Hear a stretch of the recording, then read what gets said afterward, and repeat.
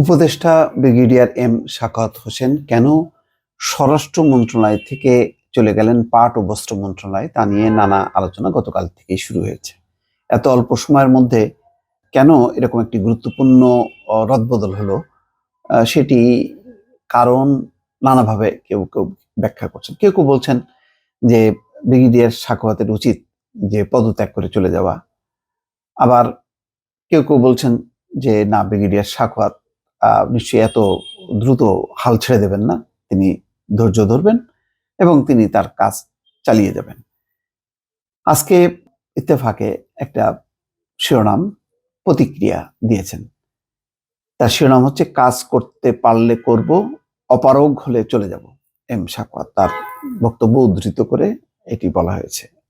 খবরে বলা হচ্ছে অন্তর্বর্তী সরকারে রদ বদলে স্বরাষ্ট্র মন্ত্রণালয় ও কৃষি মন্ত্রণালয়ের দায়িত্ব দেওয়া হয়েছে লেফটেন্যান্ট জেনারেল অবসরপ্রাপ্ত জাহাঙ্গীর আলম চৌধুরীকে, আর স্বরাষ্ট্র মন্ত্রণালয়ের দায়িত্ব থেকে সরিয়ে ব্রিগেডিয়ার জেনারেল অবসরপ্রাপ্ত এম সাখাওয়াত হোসেনকে দেওয়া হয়েছে বস্ত্র ও পাট মন্ত্রণালয়ের দায়িত্বে। এই দুটি মন্ত্রণালয় অনেকদিন থেকে উপেক্ষিত এবং যাদেরকে এই মন্ত্রণালয়ে পাঠানো হয় মানে গুরুত্ব কম বিবেচনায় তাদেরকে দেওয়া হয়। যেমন জাহাঙ্গীর কবির নানক ছিলেন পাট ও বস্ত্র মন্ত্রী সম্ভবত, তখন তিনি নিজেও ব্যক্তিগতভাবে এটা খুশি ছিলেন না। তারপরও মন্ত্রী হয়েছেন অনেকদিন পর, সেই হিসেবে এক ধরনের খুশি তো ছিলই তিনি।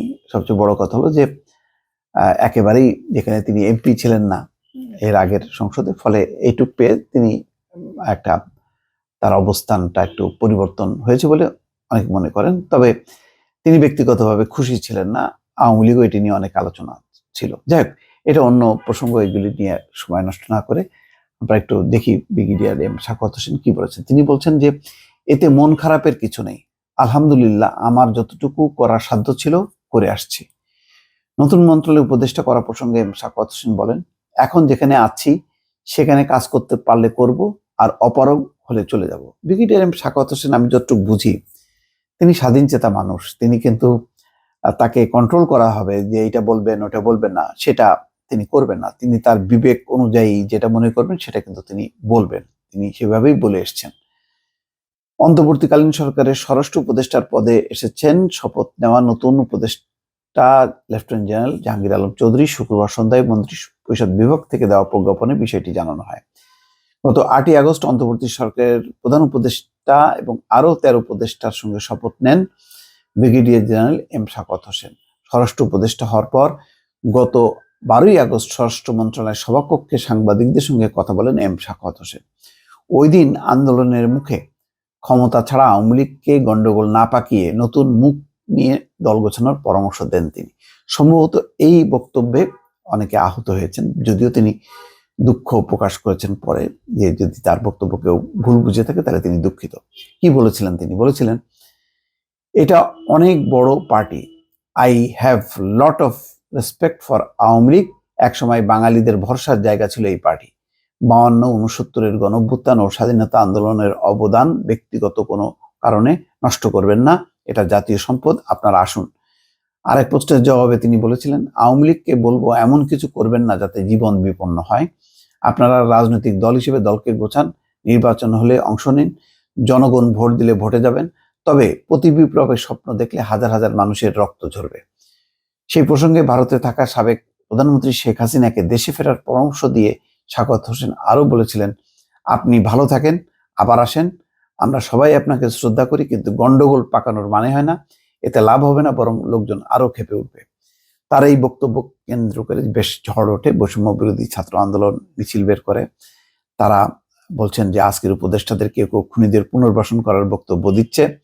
আমি মনে করিয়ে দিতে চাই, ছাত্র জনতার অভ্যুত্থানের মধ্য দিয়ে আপনি উপদেষ্টা হয়েছেন। এটা হাসনাত আব্দুল্লাহ এই বিক্ষোভ মিছিল করেছিলেন ক্যাম্পাসে। তিনি আরো বলেছিলেন যে খুনি হাসিনাকে পুনর্বাসনের বক্তব্য যারা দিতে চায়, আমরা ছাত্র জনতা যেভাবে তাদেরকে উপদেষ্টা বানিয়েছি ঠিক সেইভাবেই গদি থেকে ছুড়ে নামাতে দ্বিধা করব না। ওই রাতে এম সাখাওয়াত হোসেনের পদত্যাগের দাবিতে ঢাকায় বিক্ষোভ কর্মসূচি পালন করে বিএনপি। রুহুল কবির রিজভীর নেতৃত্বে সেই বিক্ষোভের দৃশ্য অনেকেই দেখেছেন। যাই হোক, এই বিতর্কের মধ্য দিয়ে এবার রদবদল হয়েছে। ব্রিগেডিয়ার সাখাওয়াতের মতন ব্যক্তি, খুবই আলোচিত ব্যক্তি, পরিচিত ব্যক্তি, তাকে যখন নাকি স্বরাষ্ট্র থেকে সরিয়ে দেওয়া হলো তখনই গুঞ্জন উঠলো যে তিনি কি এমন কিছু বলেছেন। আবার অন্যদিকে তিনি বিজিবি সদস্যদেরকে দেখতে যেয়ে, আহত সদস্যদেরকে দেখতে যেয়ে বলেছিলেন যে বিজিবি এই জন্য পিঠ না দেখায় সীমান্তে, অর্থাৎ বিএসএফ সীমান্তের ভেতরে এসে গুলি করে মেরে যাবে আর সেটা চেয়ে চেয়ে দেখবে বিজিবি, সেটা হবে না। ফ্ল্যাগ মিটিং করে একটা সান্ত্বনা বৈঠক করবে, লাশ হস্তান্তর করবে, এটা করেই বিষয়টি সমাধান যাতে না হয়। অর্থাৎ বেশ একটা শক্ত অবস্থান, বেশ তার বক্তব্যগুলো ছিল খুব কঠিন কঠোর। এখন কোন প্রতিক্রিয়ায় এটি রদবদল হলো নাকি স্বাভাবিক গতিতে হলো, এটা সরকারের অভ্যন্তরীণ বিষয়, প্রফেসর ইউনূসের একান্ত ব্যক্তিগত বিষয়, কিন্তু এটি নিয়ে আলাপ আলোচনা চলছে। ব্রিগেডিয়ার সাখাওয়াতও তার বক্তব্য দিয়েছেন। দর্শক ভালো থাকবেন, আল্লাহ হাফেজ।